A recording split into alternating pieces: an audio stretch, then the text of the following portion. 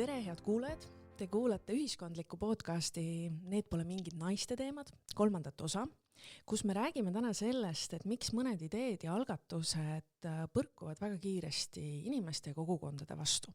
Me näeme praegu, kuidas iga suurema arenduse puhul, on see siis mõni energeetikaalgatus, on see tehas, on see taristuobjekt, tekib vastasseis vahel mitte ainult sellel baasil, kas see idee meeldib, sobib, tundub hea, vaid ka selles osas, et see mõte on võib-olla hea, aga peaasi, et see ei tule siia minu tagaaeda või minu kodule lähedale. Kui me vaatame lähiminevikust, ma arvan, et paljudele teile meenub tselluloositehase ümber toimunud. Kaugemast minevikust kindlasti on fosforiidisõda üks selline märgiline protsess, mis ei olnud sugugi ainult keskkonnavaidlus, vaid kus oli sellise ühiskondliku eneseteadvuse ja ka otsustusõiguse küsimus tegelikult väga teravalt.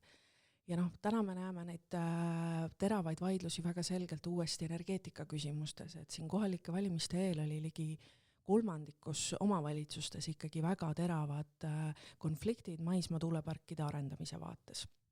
Ja me täna siis arutamegi, et kust jookseb selline piir õigustatud mure ja üldise arengu pidurdamise vahel. Ja mina olen Reili Rand, Riigikogu liige ja sotsiaaldemokraat ja mul on väga hea meel, et minu külaliseks on antropoloog, Antropoloogia Keskuse üks asutajatest ja empaatilise ühiskonna eestkõneleja Keiu Telve. Tere! Väga rõõm on sinuga täna siin vestelda ja ma annakski sulle alguseks sellise üldise küsimuse, et ma kirjeldasin väga palju sellist nagu vastasseisu, et ühiskond tajub, et pidevalt on konflikt ja vastandumine. Aga kuidas sina antropoloogina neid protsesse tõlgendaksid või mis tähenduse sa sellele olustikule nii-öelda annaksid? Ma kuulasin sind ja vaatasin, kuidas sa läksid ajalukku tagasi lausa fosforiidisõjani ja me ei saa kuidagi üle ega ümber selle ajaloolise konteksti arvesse võtmisel, sest kõige tugevamalt ma näen, et pihta on saanud usaldus.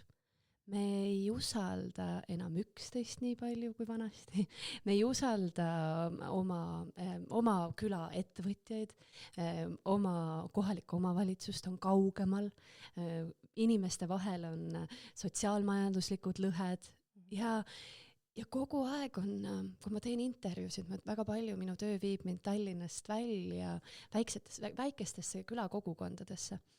Ja tegelikult tuleb seda hästi kiiresti välja, et teil seal Tallinnas on koolid, teil on ühistransport, teil on teed, teil on kauplused. Meil on see kõik 30 aasta jooksul ära võetud. Ja Eestis, kuigi me oleme üks väga väikene riik, siis ikkagi on meil need erinevused nii tugevad ja inimestele hästi hinge läinud. Näiteks koolivõrgu kokkutõmbamine on üks näide sellest, kuidas mingi võimalus oma lapsed saata hommikul kodulähedasse kooli on maapiirkondadel kaugemale nihkunud. Inimesi on piirkondades ka vähem, see on majanduslikult hästi arusaadav, aga emotsionaalselt see mõjub ilma jätmisena. Ja ma näen eriti Järvamaal, et kuigi Tallinn-Tartu vahel käib päevas ligi 200 bussi, siis peatub nendest 2. Ja seda tüüpi äravõtmised, kui me nüüd räägime, et aga teie võtke veel midagi enda kanda, et oleme nüüd solidaarsed, et näiteks, et tehke ära see tuulepark, et me kõik tahame ju odavat energiat, siis tekib see kihvatus hinges. Et nüüd on meil kõik, et nüüd me kõik tahame energiat, aga meie oleme tahtnud ka transporti ja teid ja haridust, aga siis ei ole raha jätkunud. Ja see on võib-olla esimene punkt tänases Eestis, mida me peaksime üldse proovima lahendada.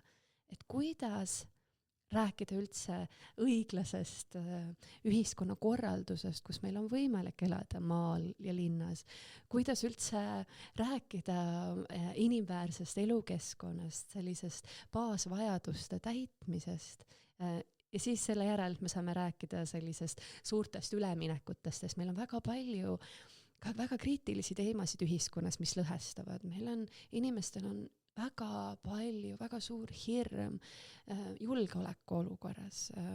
Selle nädala sündmused samuti, droonide liikumine üle piiri, see tekitab väga suurt ärevust. Inimestel on olnud majanduslikult raske, meie toit või kütus nüüd on jällegi järjest kasvavas trendis ja inimestel on see enda eluga hakkama saamine väga keeruline ja kui siia tuleb veel näiteks keskkonna, kliima ülemineku küsimused, haridusküsimused, siis kuidagi baasolek on selline hästi ellujäämise eest võitlev.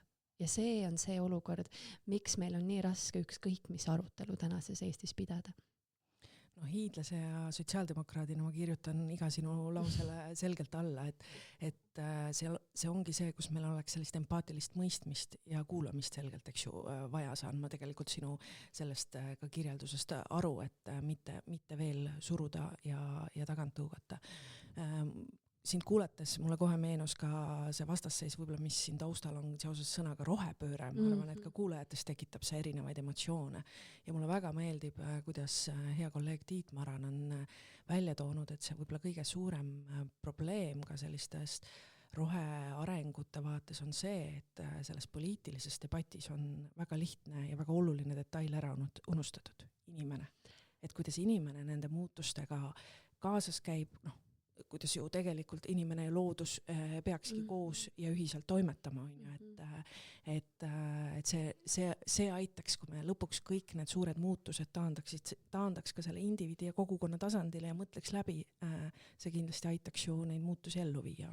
Absoluutselt, seal on maapiirkondades, eriti kui me räägime näiteks põllupidajatega, metsandusvaldkonnas tegutsevate inimestega, siis neil on just see tunne, et nende hakkama saamine on järjest rohkem piiratud, et isegi ma kuulen tihti intervjuudest, et aga loodus saab hakkama, aga kuidas saab täna hakkama inimene, et kes selle eest vastutab, et meil on keskkonnakaitseorganisatsioonid, aga kas meil inimkaitseorganisatsioonid on ja see valu on hästi päris. Teine pool, kui me jällegi tuleme selle alguse ja fosforiidisõja küsimus, see on küsimus, et mis on see suur pilt, miks me asju teeme?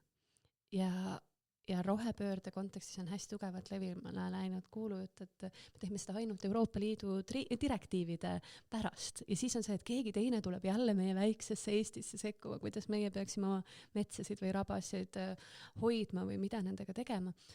Ja meie looduskeskkond on väga palju emotsionaalsem võrreldes näiteks Kesk-Euroopaga. Meil on juba, see tuleb meie põlise eestlase olemusest, et meil on hiied, mis on hingestatud, meil on rabad, millel on tähendused, meil on need katkuhauakohad, meil on loodus tähendab meie jaoks nii palju. Ja igasugune debatt, ükskõik millise arenduse kontekstis, peaks seda arvesse võtma. See ei tähenda, et alati looduse argumendid jäävad peale, aga me peaksime olema aupaklikumad selles osas, kus me tuleme ja kui tähtis meie jaoks see keskkond on ja ühiselt seda tunnistades. Ja mis on huvitav, ma töötan praegu koostöös ka mitmete tuuleparkide arendajatega just selles osas, et kuidas leida kogukondade ja arendajatega ja kohaliku omavalitsuse koostöös edasimineku võimalusi.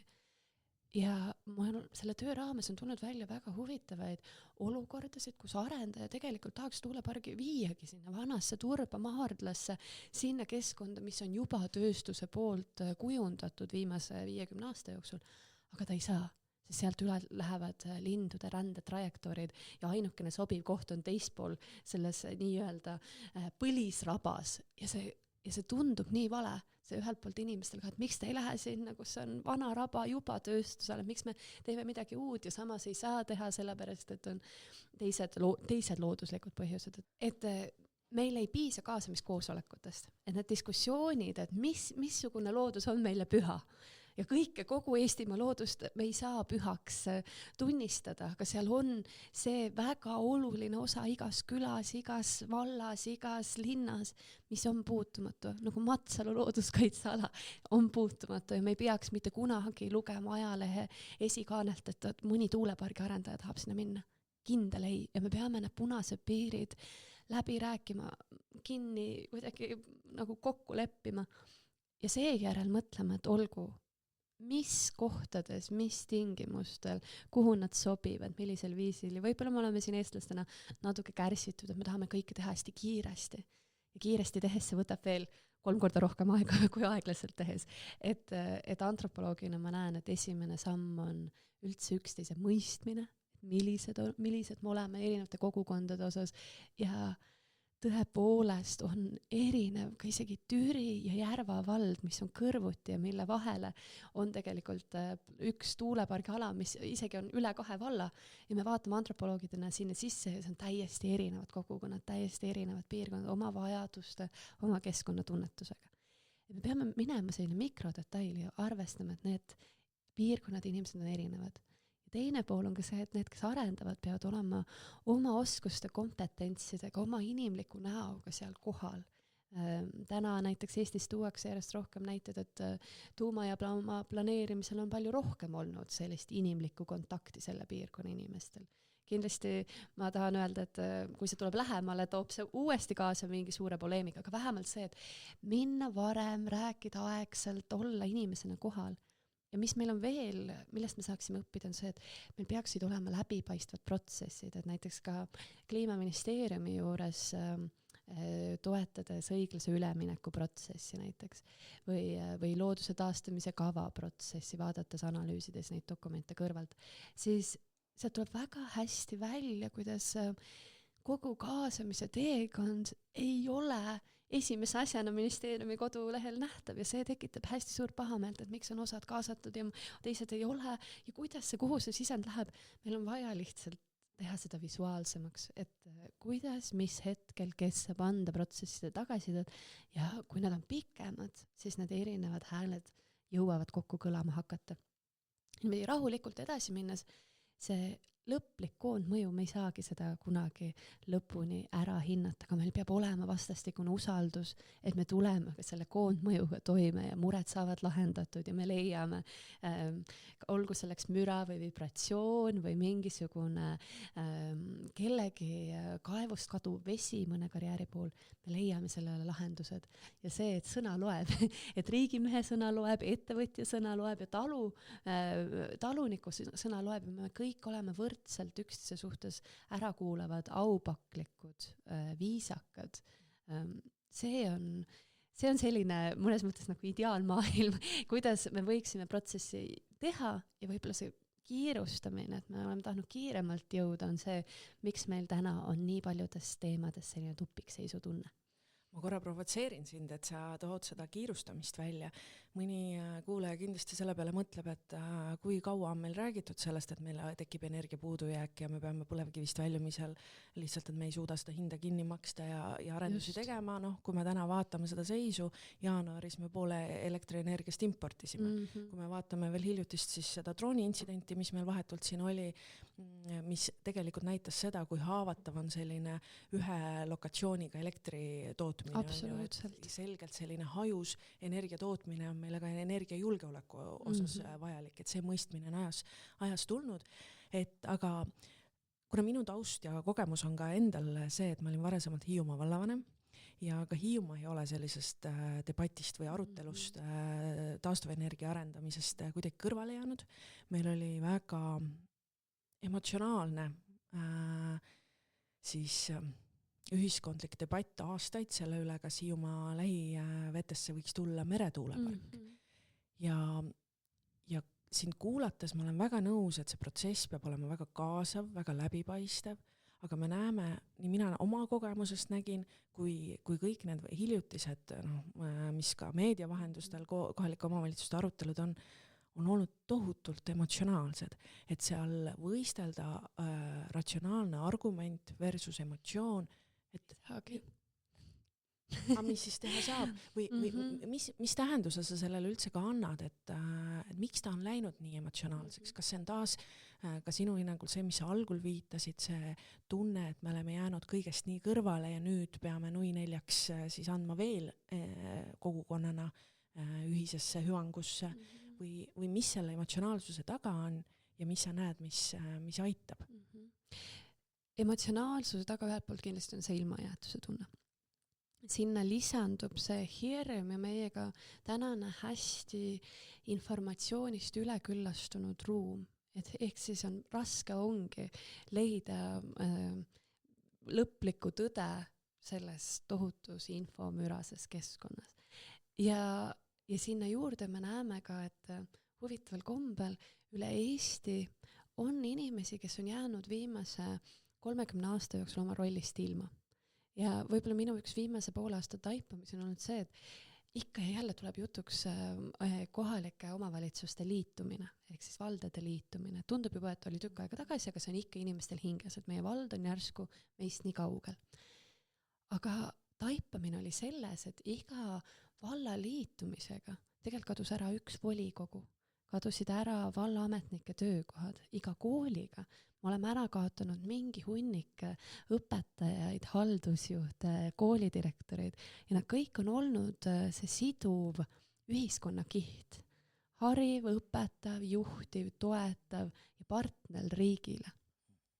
Ja selle kihi kadumise tulemusena on ka see, et paljud inimesed on jäänud oma staatusest ja rollist üle, et nemad on hästi kergesti ka mingite teiste eesmärkide etteotsa rakendatavad, ehk siis nad leiavad endas uue identiteedi mõtte millelegi vastutöötamises. Et seda ühel pool me näeme nagu ka sellist ühe inimese või mingit tüüpi inimeste kaldumist natukene nagu äärmusesse või radikaalsusesse mingites aspektides, et see on üks trend, et on ka inimesed, kes on väga tulised eestvõitlejad.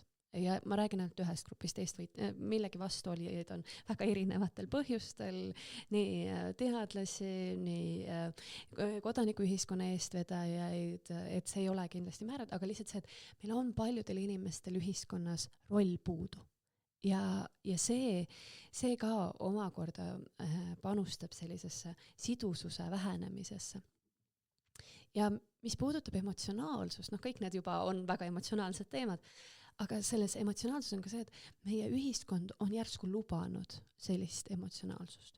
Kas on poliitilise kultuuri muutumise tulemusena, kus on otse kui järsku õigustatud üksteise peale karjumine, kus on õigustatud, ja see kindlasti ei ole ainult Eesti-siseselt, vaid see on, kui me vaatame maailma, siis kui ühe suurima riigi eesotsas on inimene, kes kasutab väga vulgaarseid sõnu ja väga luhakat kõneviisi, siis see hakkab külge. Et see on otse kui ka inimeste jaoks nagu ära valideerinud, et selline üksteisega suhtlemine on aktsepteeritav. Ja see kõik mõjutab seda, kuidas me üksteisega suhtleme. Aga mis siis aitaks? Minu enda usk ja töö just ka tuuleparkide kontekstis ütleb, et me peaksime, kui poliitilist otsust ja juba ka detailplaneeringuid valmistati ette 10 aastat, siis samal ajal oleks pidanud juba inimestega suhtlema. Ja ka arendajad ütlevad, et ma ju ei tea, kas võib tulla või kuhu see üldse see detailplaneeringu ala tuleb. Aga me tegelikult 10 aastat tagasi teadsime, et meil on tuuleparke vaja. Ja siis, kuidas on võimalik kooli väitlusklubides sellel teemal vestelda, meil on võimalik korraldada teaduslaagreid, meil on võimalik teha näiteks inimestele, Eesti inseneritaibuga inimestele, näiteks meeldib ise läbi katsetada. Nad ei taha, et keegi tuleb teadlane ja räägib neile, kuidas on, nad tahavad veenduda. Ehk siis igasugused katsed, kuidas müra levib või kuidas heli levib või kuidas üldse midagi, kuidas ikkagi neid haruldasi liike loetakse ja kas on võimalik inimesi kutsuda appi vaatlustele, nagu sellist faktikontrolli tegema. Greta Arro on väga palju rääkinud sellisest just nagu kogukondlikust, et me ei tea, aga uurime järgi koos ja mis on siis see valeinfo ja mis on see, mis on tõsi. Ja need meetodid on palju väiksemates gruppides, nagu külapõhiselt 10-15 inimest dialoogiringis, kes on need piirkondlikud sädeinimesed, kes korraldavad jaanipäeva ja korraldavad võib-olla vabariigi aastapäeva õhtusööki. Et need inimesed on vaja üles leida ja nende kaudu neid kogukonnad usaldavad. Nad ei usalda tingimata kusagilt kaugelt tulnud teadlast, nad usaldavad oma inimest. Ja see oma inimeste kiht peab olema meil tugev ja selle me saavutakimegi koos pidusid pidades, üksteisel külas käies, koos küla vahel jalutades, teretades, et see kiht peab olema korras. selleks, et me saaksime ühiskonnas neid arutelusid pidada. Ma kuulan sind ja mul tekib nii palju küsimusi ja jätkumõtteid, et ma jätan selle riigi rolli ja kohaliku omavalitsuse rolli veel põgusaks hetkeks kaugemaks. Ma ikka korra tulen selle konfliktse olukorda juurde tagasi, et ka enda kogemusest ma tajusin seda või kui ma jälgisin kõrvalt näiteks ka Nursipalu teemat, kui tuulikutest korra nagu laiendada, et see tegelikult on läinud üldse sellise ühiskondliku debati peale laiemalt, et väga suur vahe on ka, või väga suur mõju on ka see, kuidas meie sotsiaalmeedia võimendab mingeid ka nii tõeseid kui kahjuks ka valeinfot. Kuidas me näeme seda, kuidas on sellised häälekad eestkõnelejad, kes suudavad ka üle nii-öelda riigi käia ja võimendada mingit väga teadlikku meelsust, et kuidas sa võib-olla sellist poolt näed, et kuidas siis, minu kogemus lihtsalt ütles seda, et ka omavalitsusjuhina mingi hetk oli väga raske aru saada, kas kogukonna enamus on poolt või vastu, sellepärast et sa kuuled avalikus ruumis kogu aeg pigem seda häälekat seltskonda, kes valdavalt on vastu, et need, kes on teisel seisukohal, kas ei julge või ei taha oma seisukohti välja öelda, nad ei taha seda halvaks panu, et kuidas sa siis kuidagi eristud ja mis selle kõige suurem mure on, et lõpuks jäävad inimeste nagu mured ja küsimused vastusetast, et ta on kohe selline laetud konflikt ja on hunnik inimesi, kellel on väga argumenteeritud küsimused, kes tahavadki sisukat vastust, aga see diskussioon sinna üldse ei jõua. See vaikiv enamus on absoluutselt igas teemas. Me ei ole emana, võib-olla lasteaia kasvatajana või kontoritöötaja, me ei ole energiadebattides pädevad, me ei ole haridus ümberkorraldajad, aga on inimesed, kes arvavad, et nad on kõikides teemades. Ja ongi, ja me näeme ka näiteks uurijatena, et ükskõik mis vallas on toimunud petitsioon, siis südikas eestkõneleja suudab ka väikse teema oma valla inimestele nii oluliseks teha, et sinna tuleb 1000 allkirju ja tundubki, et kõik on vastu. Ja kui me läheme antropoloogidena kohale, siis me näeme väga tihti inimesi, kes ütlevad, et ma ei tea midagi, mul oli pikk tööpäev, keegi tuli lihtsalt minu ukse taha selle allkirja lehega ja ta ütles mulle, et pane allkirja ära ja ma jätan su rahule. Muidugi inimesed panevad allkirja ära või kohvikutes, kus läbisõitjatelt palutakse allkirju petitsioonidele, et see ma ei ütle, ma arvan, et osalusdemokraatia jaoks on sellel absoluutselt oma koht ja oma aeg, aga inimestena me oleme niivõrd tundlikud selles, kui keegi tõmbab meid kaasa ja me nagu natuke võib-olla tekib selline müügimehe nagu olukord, et me tahame, et ta lihtsalt läheks korra et me tahame oma eluga edasi minna. Ja see oma eluga edasiminek on tänapäeva maailmas järjest raskem, sest neid teemasid tõesti tuleb järjest uksest sisse. Ma arvan, et siin on lihtsalt oluline, et kaasajad, kes siis kas kolmas sektor või kohaliku omavalitsuse palgal olevad, kas kultuuritöötajad, kaasamiseksperdid, siis on vaja see õlad kokku panna, sellepärast, et me teame, mis need järgmised kuumad teemad on. Siin on kindlasti toidujulgeolek tuleb üsna pea suure teemana. Me ei saa Eestis ümber metsade teemast.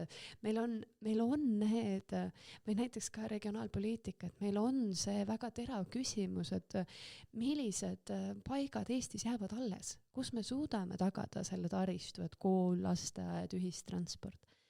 Ja me peaksime võib-olla olema julgemad neid teravaid teemasid enne tõstatamaks, kui nad on ära polariseeritud ja selles müra kontekstis tagurpidi pööratud ja mitmete petitsioonidele ka veel erinevale poole nagu inimesed leeridesse jagatud, et meil on vaja ettevalmistavad, võib-olla täna me peaksime tuuleparkide asemel hoopis rääkima toidujulgeolekust või regionaalpoliitilisest, et millised need 10 kohta on siis Eestis, mille me välja valime arengukeskusteks, et olla ennetavas seisukohas, sest seal, kui inimesed on suutnud nagu rahumeelsel ajal nendel teemadel vestelda, siis meil on ka, me saame üheskoos ka otsustada, kui see aeg tuleb, et ma näen seal hästi tugevalt sellist nagu ettevalmistavat, mitte reageerivat lähenemist, mis võiks olla edasiviiv.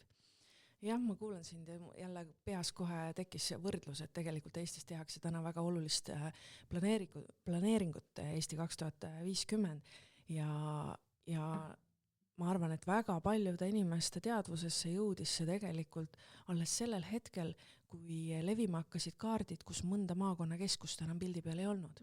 Noh, jälle minu kodumaakonnas lõi see ikkagi inimesi väga valusalt, et sellist sõnumit riigina ka välja anda, et mõni maakond või mõni piirkond ei ole enam prioriteetne või tähtis. Ma ei tea, kas riik päriselt nagu saab. Et see, et on erinevatel piirkondadel võib-olla erinev potentsiaal on halb sõna, ma arvan, et kõikidel piirkondadel on oma potentsiaal, lihtsalt see potentsiaal on erinev. Ja see ajas, need väljakutsed on erinevad, aga et riik minu hinnangul ei saa öelda seda, et näe, see piirkond või see piirkond ei ole tähtis. Absoluutselt, ja siin on ja kindlasti on siin planeerijate töö oluliselt lihtsam, sest nemad paratamatult neil ei ole seda emotsionaalset suhet kõikide Eesti piirkondade ja maakondadega, et nemad tegelevad kuidagi, üritavad inimkogemust ära ratsionaliseerida faktidesse. Ja siin on täpselt see, mida teeb väga hästi näiteks rahvakogud, või koostöökogu dialoogiringid, et mis on hakkama saav Eesti ja ma näen tegelikult maapiirkonnas väga palju sellist autonoomset tegutsemist, et inimestel on oma isiklikud päikeseparid, nad on ise teinud endale teed, nad aktsepteerivad või ütlevadki, et nagu ma tean, et ma pean oma last 20 kilomeetrit kooli vedama ja me oleme selle kogukonnas ära jaganud, et kes viib ühel päeval, kes viib teisel päeval, et see ei ole ainult kaardi peal panemise riigi vastutus, et kas siin on linn või ei ole. Et igaüks meist saab väga palju ise panustada sellise kogukonna loomise ja toimiva süsteemi hoidmisega, aga see teadlikkus peaks olema olemas, need diskussioonid, et meil on vaja teha keerulisi küsimusi, aga see, kuidas meie näiteks kas Aruküla või Audruna hakkama saame, siis seal on inimestel hästi suur nagu oma vastutus ja võimalus muuta seda elu.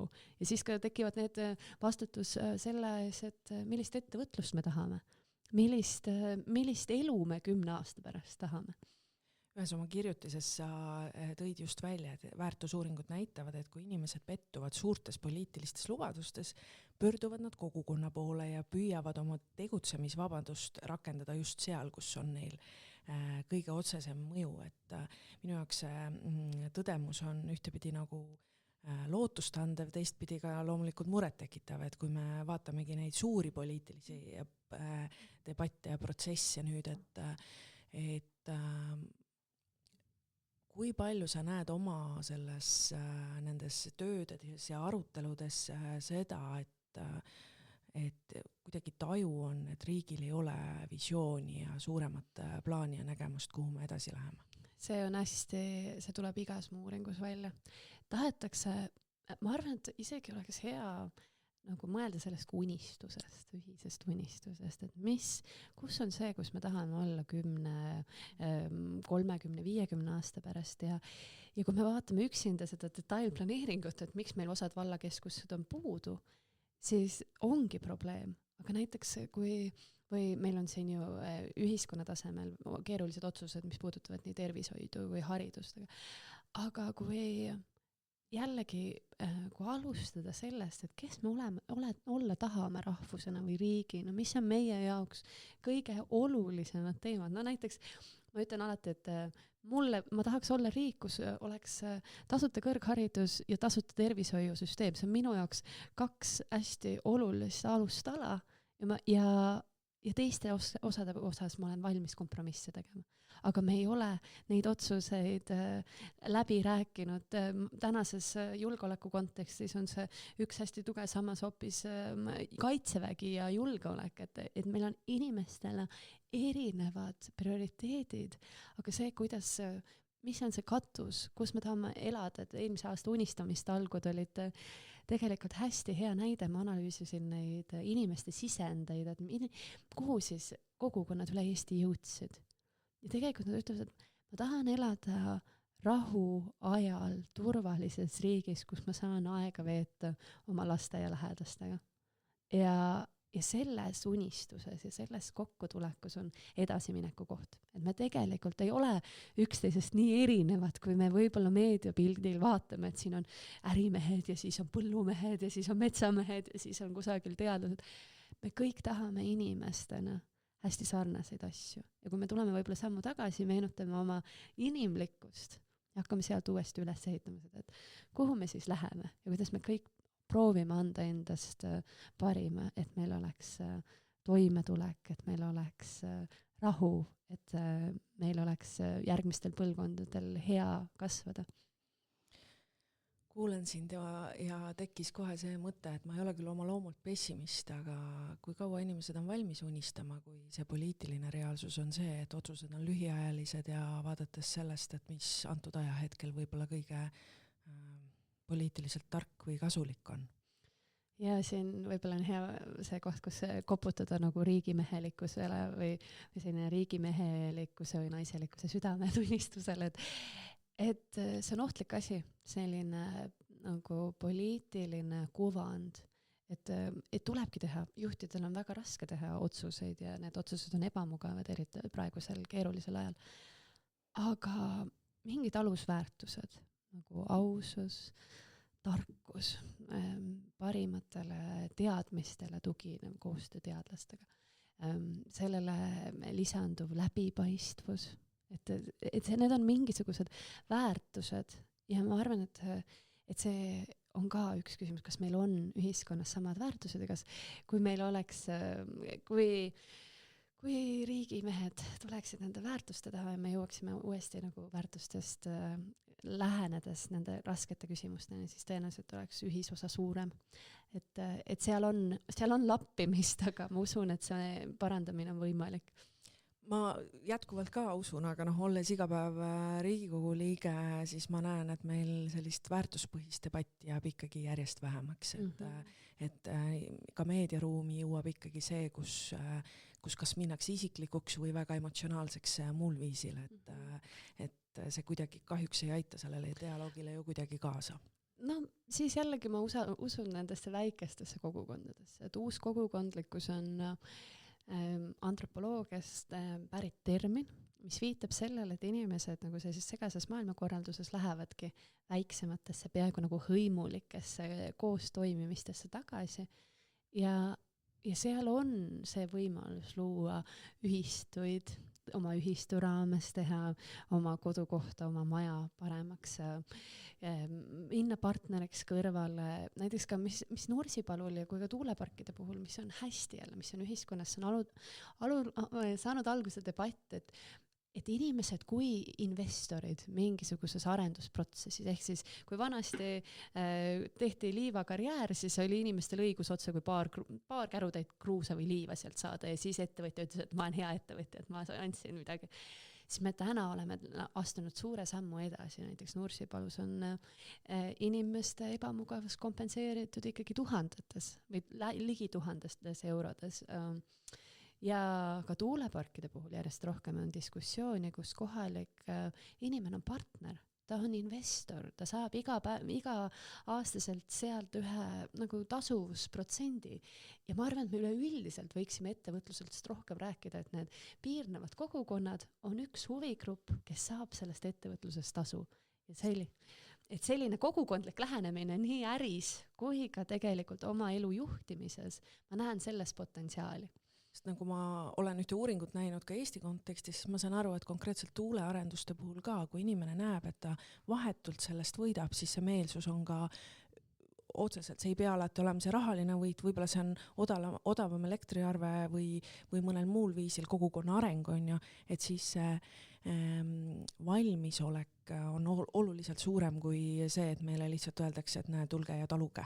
Absoluutselt, meil ei ole tegelikult läbinähtavat infot, sellepärast, et ka arendajad ei ole julenud seda välja öelda, sest see on nende äriline info, see on nende konkurentsieelis, aga lihtsalt see inimesed ütlevad, et nad on harjunud mõtlema, et see, mida ettevõtja annab, on paar käruteid kruusa versus see, et see saab olla stabiilne iga-aastane lisasissetulek pere leibkonna arvesse ja tegelikult on eelisseisus need kogukonnad, kes suudavad pidada enda jaoks edukaid läbirääkimisi.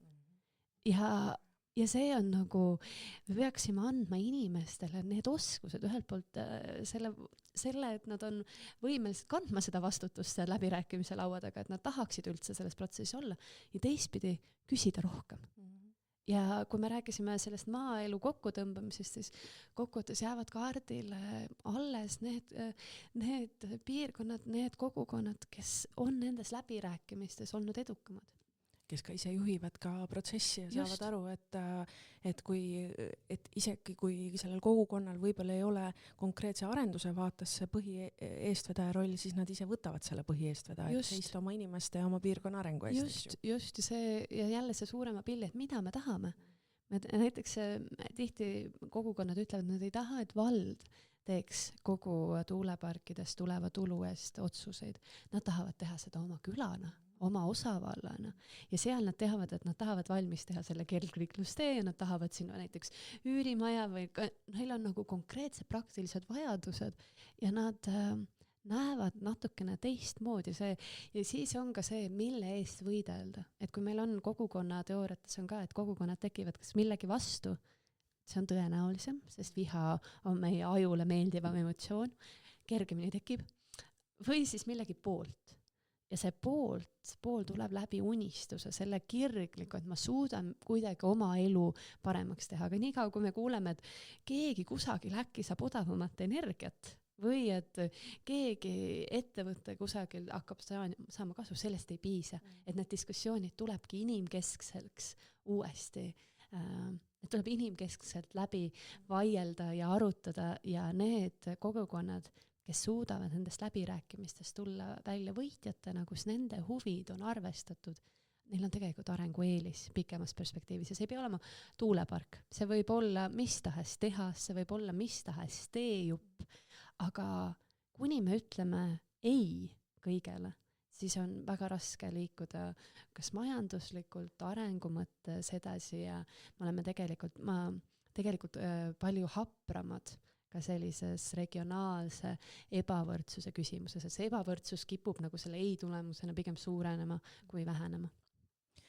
Mõne aasta eest õnneks konkreetselt tuulikutest rääkides sai ju selline tuulikutasu ka seaduse tasemel ikkagi kohustuslikult arendajatele sisse seada. Aga kui ma vaatan täna neid arutelusid, mis meil parlamendis on, siis tegelikult käib praegu väga aktiivselt debatt, et kas neid kohalikke omavalitsusi, kes ei taha otsuseid vastu võtta, kas neid peaks sundima ja sanktsioneerima või premeerima. Et see on küll väga lihtsakoeline küsimus ja alati on, ühiskond ei ole must ja valge, aga tahad sa sellele mingi oma tunnetuse kaasa anda, mis paneks kogukondi otsustama ja tegema just seda poliitilist tasandit? Mul on nii hea meel, et sa seda küsid, sest ma olen tegelikult selle küsimuse peale palju mõelnud.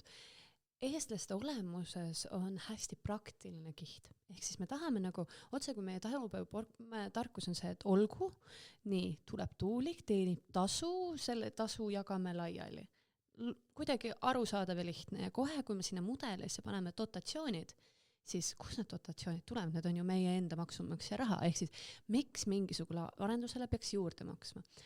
Ja Eestis on tuuleparkide arendajad, kes ütlevad, et nad saavad oma kulude ja kirjadega tehtud. Neil on isegi kohaliku omavalitsusega, nad on valmis sellest samast tuuliku tasust maksma kõrgemat osa kohalikul omavalitsusel kui ka inimesele. Ehk siis äriloogika põhiselt me räägime kasumi ümberjagamisest, ehk siis riik ei sekku, vaid ta on kõrval äraootav selles osas, et kas inimene ja ettevõtja suudavad need protsessid nagu äriloogika põhiselt toime panna. Tegelikult inimestel on selline ootus, et nad peavad toimima ilma riigi abita.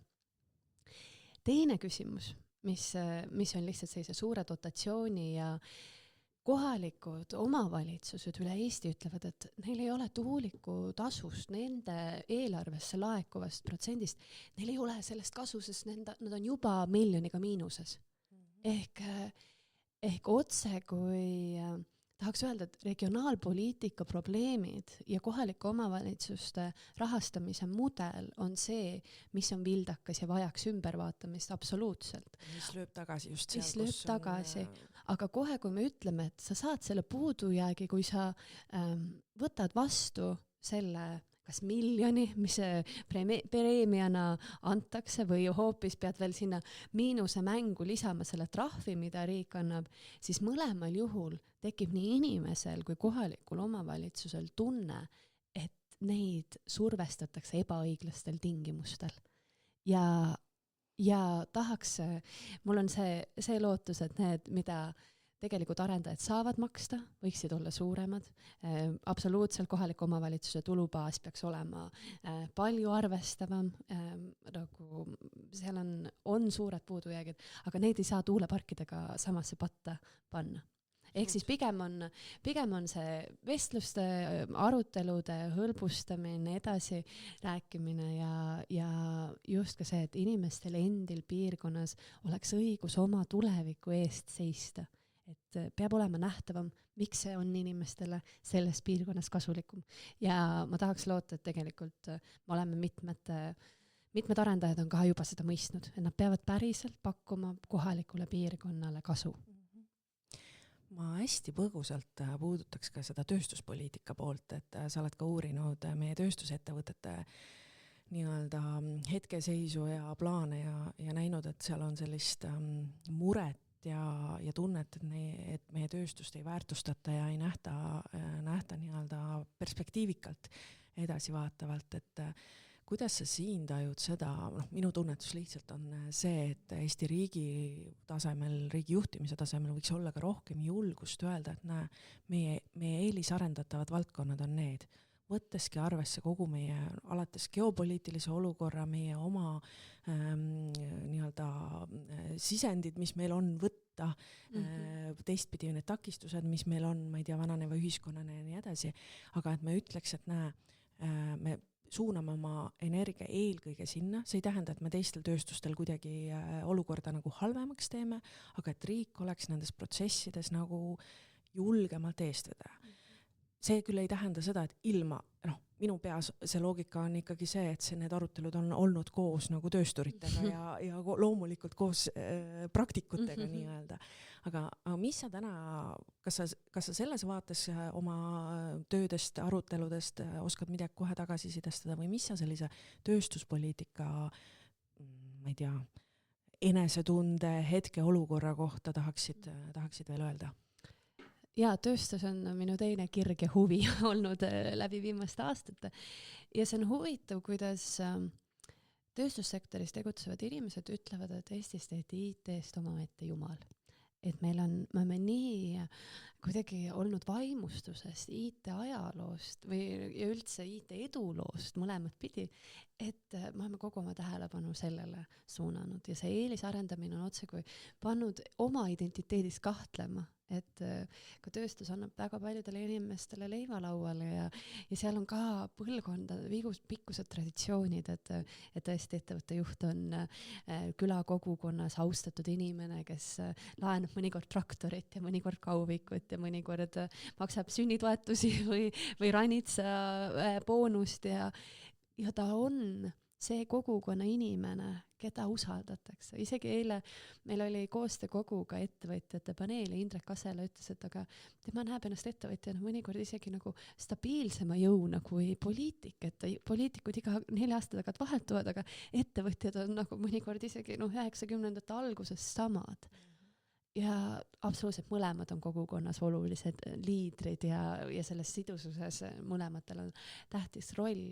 Et ma tahaks just öelda, et võib-olla üleüldiselt ettevõtjate suhtes võiks meil Eestis olla võib-olla nagu tänutunne, et me oleme muutnud ettevõtjad hästi nagu selliseks pahalaseks ja võib-olla see on 90ndate kauba õiguskapitalismi tulemus, kus kõik üritasid kuidagi pidi OÜ-tada. Aga et vaadata, et kes täna on vastu pidanud, kellel on olnud läbi majanduslike tõmbetuulte, nad on hakkama saanud ja seda, et nad on kõik väga väärtustatud.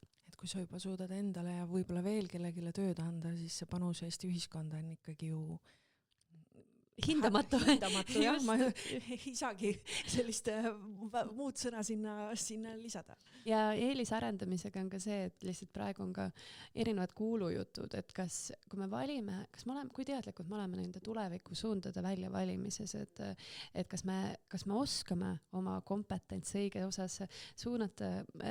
Just üks intervjuu tuleb meelde metsatööstuses tegutseva inimesega, kes ütles, et metsanduses tegutses minu vanaisa, minu isa, mina, ja järsku tegelikult kõik meedia ütleb mulle vastu, et lõpeta ära, see ei ole hinnatud, me ei taha, et metsandusega tegeleda, hakka tegema midagi muud. Ja seda väikeses riigis sellist ettevõtlikkust on mingisugusel hulgal, et tahaks, et seal oleks ka seda vabadust, et kui inimese leidlikkust, et ta leiab ja suudab seda tööle panna, et siis selles suunas edasi minna, aga mingid innovatsiooni arengu ja teadusarenduse toetamise projektid, et see midagi uut saaks tekkida, absoluutselt väga vajalik. Aga just selle innovatsiooni ja sellise arenduse toetamise vaates ma lugedes seda uuringut, mis sa läbi viisid, siis tegelikult ju sealt kumas ka vastu see, mida ma olen ise omavalitsusjuhina rääkinud, et me kuidagi püüame leida nagu universaalseid lahendusi, mis peaks sobima kõigile. Et me ei julge siseriiklikult teha erandeid ja sellist nagu rätseplahendust, et tööstur, ma ei tea, Saarel versus, ma ei tea, Kagu-Eestis versus Harjumaal vajab ka väga võib-olla erinevat tuge, et see piirkondlikkus, regionaalsus mängib rolli, see profiil, millega tegeletakse sektoripõhiselt, et võib-olla selline koostöös meetmete arendamine, see disainmõtlemine nii-öelda, et me ei arva, et kõik peavad ühte raami ja kasti ära mahtuma. See on küll mõte, millele ma väga kirjutan alla ja ka selles osas, et kuidagi Euroopa Liidu kontekstis inimestel on hirm, et iga koha eripära kaob ära või sellega ei arvestata piisavalt. Ja meil on teistmoodi kliima või teistmoodi põllud või teistmoodi regionaalsed väljakutsed ja nendega arvestamine samamoodi annab inimestele signaali, et me ei löö kõike pika puuga samamoodi, vaid natuke see on selline, meie kultuuris iga kord, kui lauldakse, pole ükski maa. Ja see, kuidas alati, kui tuleb seal Pärnumaa või Tartumaa, see uhkustunne, mis inimestes tekib, ja seda sama uhkustunnet me tegelikult tahame tunda oma elus. Eile samamoodi inspiratsioonipäeva, kes tuli Pärnust, ma tunnen, kuidas inimesed, see sama väike märk näitab, et meid on märgatud. Me saame aru, et kuidas Võrumaalt on hommikul kella 11 seminarile sõita või me saame aru, et saarte inimesed sõltuvad praamiaegadest ja seda tüüpi nagu üksteise mõistmist, kui ma alustasin sellest, et mulle meeldib viimasel ennast kutsuda empaatilise ühiskonna eestkõnelejaks, siis ma usun, et sellist üksteise mõistmist, et see ei ole kohustus kuidagi, see ei võta midagi kelleltki ära, kui me tõdeme, et me oleme oma elus, oma elukohtadega, kodukohtadega erinevad ja saame oma erinevusi arvestades täisväärtuslikult elada. Et see on, ma arvan, et see põhimõte võiks meid saata nii poliitika kujundamises, ettevõtluses kui lihtsalt inimeseks olemises. Sinuga on nii inspireeriv ja põnev vestelda, et ma arvan, et me peame tegema ühe jätkusaatest, et me täna peame vaikselt hakkama arutelu kokku tõmbama ja ma võtsin jälle taaskord sinu ilusa sõnastusega tsitaadi, mis võtab seda arutelu kenasti kokku, et konfliktid ei kao. Aga neid saab juhtida nii, et inimesed tunnevad end kaasatuna ja kuulduna, mitte kõrvale jäetuna. Et see oli see mõte, mis siit tegelikult kohe esimestest lausetest sinu tänasest nii-öelda mõtetest jäi ju ka kõlama. Et ühtepidi ma arvan, et meil on veel ka vähe arusaamist poliitilisel tasandil, et meil tegelikult on täna probleem ilmajäetuse tundega, et meil on Eesti erinäoline, mitte sugugi kõik poliitilised jõud, ma kardan jätkuvalt ei mõista ja ei taju seda, sina seda oma praktikast näed, et see tegelikult seal on väga paljud need väljakutsed tegelikult ju kinni, aga ja teine pool on ka see, kuidas me neid protsesse ühiskonnas läbi viime, kuidas me kaasame, kui läbipaistvalt me, eks ju, nii-öelda kogu seda teekonda ka avalikkusega jagame, näeme erinevat rolli erinevatele osapooltele seal sees, on ju. Aga on sul veel mingit soovitust, mis nii eelkõige võib-olla poliitilisele tasandile, et mida saaks teha paremini, et neid lõhesid ja vastasseise vähendada ja paremini kuulata ja kaasata?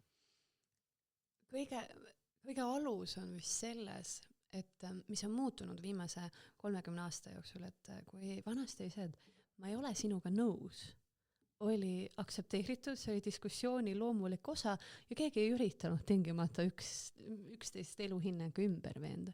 Ma arvan, et meil on rohkem vaja see, et okei, ma ei ole sinuga nõus, aga see ei tähenda, et sa ei meeldi mulle inimesena või et meil on nüüd mingi suur konflikt, et eriarvamused on väga aktsepteeritud ja lubada neil olla. Kuidagi, et see on ja samas ka teine pool on otsustavus, et inimestele väga paljud ebakindlust tegelikult tekitab otsustamatus, ümberotsustamine, oma sõnade juurde mitte truuks jäämine ja me tahame seda kindlustunnet, ehk siis me informeerime, me arutame, me küsime tagasisidet, proovime koostöös leida parimaid lahendusi ja siis toimub otsus ja see otsus ei saagi mitte kunagi võtta arvesse kõikide osapoolte kõiki arvamusi ja see on ka okei. Et võtta nagu, tulla tagasi sellesse olukorda, kus me tõesti aktsepteerime, et inimestel on erinevad arvamused, me võime üksteist austada ja nende eriarvamuste kiusta ja teistpidi, et me suudame teha keerulisi otsuseid ja liikuda ühiskonnas edasi. Sa rääkisid täna ka unistamisest ja mul on üks küsimus, mida ma olen järgemööda kõikidelt külalistelt küsinud ja plaanin seda ka edasi teha, et kui sa vaatad siit edasi, et 10 aasta pärast, mis on üks asi, mis sa tahaksid, et Eestis oleks teistmoodi ja miks ta võiks olla teistmoodi? Ma olen viimasel palju mõelnud uhkustundele ja uhkustundele oma juhtide osas. Ma tahaksin, et 10 aasta pärast inimesed vaataksid oma juhte, kas nad on vallavanemad, need on Riigikogu liikmed, need on ministrid. Ma tahaksin, et nad oleksid uhked. Ja uhked selles osas, et meil on neid inimesi, meil on just seda väärtuspõhist juhtimist, mis lubab kellegi üle uhke olla. Ja ka selles teistpidi selles uhkustundes võib olla just nimelt seda järjepidevust, et me oleme liikunud edasi, me oleme sellest võib-olla keerulisest muutuste ajast vähemalt sammukene edasi liikunud, et me saame olla uhked ühelt poolt oma juhtide üle ja võib-olla ka siis selle Eesti üle, mis meid igal pool ümbritseb. Väga ilus unistus ja ma kirjutan sinu unistusele alla, ma loodan, et see nii on, sellega küll kindlasti käib ka see vastutus kaasas, et me kohe jälle mõtlesin enda poliitiku rolli peale, et me ka poliitikutena tajuksime seda vastutust, mis meil juhtidena on. Aga ma olen sulle väga tänulik nende mõtete eest ja ma soovin sulle südamest jaksu inimeste mitte ainult ju mõtete, vaid ka tunnete lahti arutamisel ja nende siis otsustajatele lauale toomisel ja vahel vist ka tõlkimisel. Ma arvan, et ka see osa on seal väga oluline. Suurima hea meelega, sest ma arvan, et see on mingisugune selline tööliin või liim ühiskonnas, mida on vaja. Et me tegelikult tahame rääkida, olla kuulatud, olla mõistetud ja selleks on vaja võtta aega. Nii et ma hea meelega käin ja kuulan ja omakorda räägin edasi, mida ma inimestelt olen teada saanud. Aitäh sulle, Keiu! Aitäh!